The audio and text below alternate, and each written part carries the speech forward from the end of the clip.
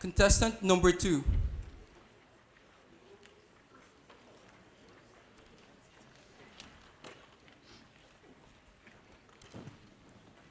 Philip Cherian.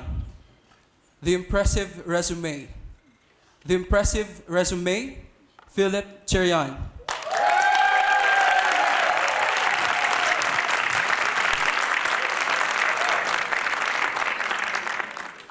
I clearly recall those days when it was only apply, apply, and no reply.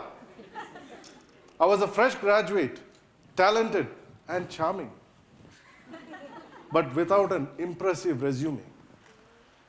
Contest chair, fellow Toastmasters, and guests. Let me explain to you what a resume is. A resume is an exaggeration of good things a person may have, or a wish list of good qualities a person must have. However, my humble resume earned me my first job, a responsible job that instilled hope or despair to many seeking their destiny. I was a data entry operator, updating the prediction database for a computerized horoscope.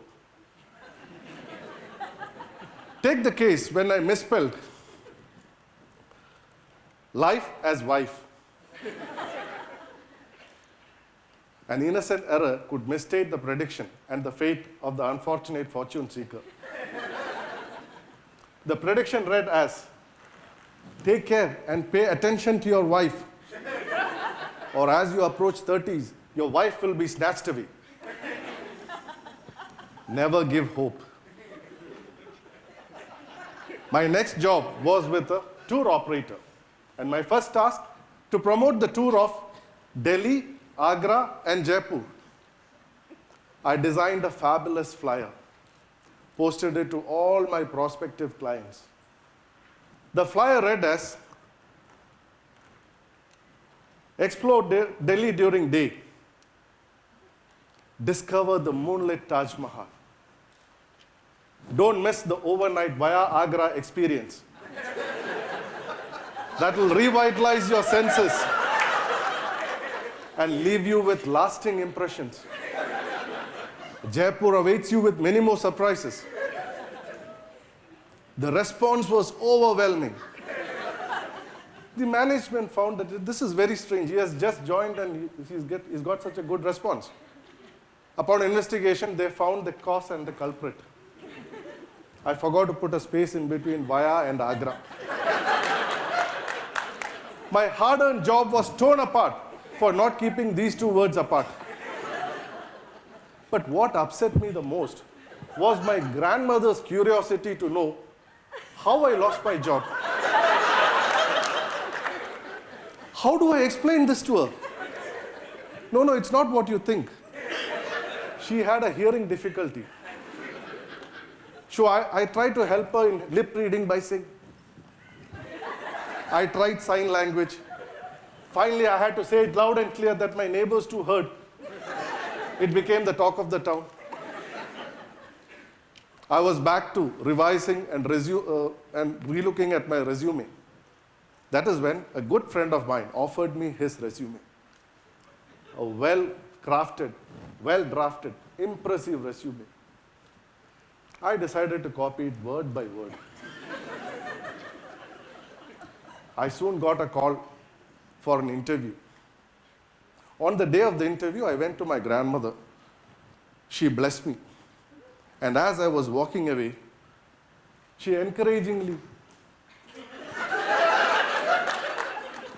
I thought, was that for victory? Or was she warning me? Anyway, the topic for the group discussion was, do you believe it's better to fail in originality or to succeed in imitation? Who can be a better speaker? As I was waiting for my turn to be interviewed, I prayed to the gods. And there appeared a goddess. I couldn't help admiring this stunningly beautiful officer.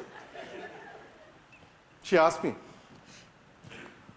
Mr. Cherian, what is the latest on international affairs? I confidently answered, President Bill Clinton is facing impeachment. She asked me, what's the status? Oh, it's all under the table. Sorry, ma'am. I meant it's on the table, blown out of proportion by the media.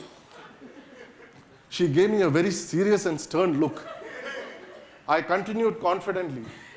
The matter is on the floor of the Senate. After that, she did not ask me any more questions on affairs. The questions got tougher. She did not offer me any clues, and I was left clueless. I was caught off guard when she asked me, how does a horse move? I was puzzled. I wondered, how does it matter how a horse moves? It can move in any direction. She prompted me by adding, in chess. I continued to give her that dumb look. And for the sake of giving an answer, I said, ma'am, it walks on 4 legs, and tried to mimic the trotting voice. I saw her smiling. I thought I impressed her. Then came the next question. Which is the last book you read? I was speechless. I was embarrassed when she showed me my CV where I had mentioned my hobbies, playing chess, and a voracious reader.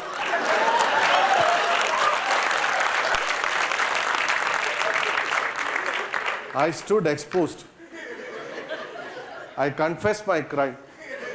And I said, I've never come across anyone as smart as you. I've attended many interviews, but none have an eye for detail like you. I have a lot to learn from you. I wish I had a chance. She surprised me when she said, when can you join? I thought, my horse really worked.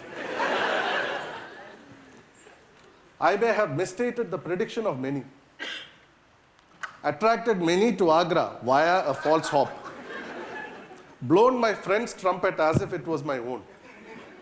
But as I surrendered to this sweet voice, I realized all that I need to be is myself. And with my grandmother's blessings and her encouragement,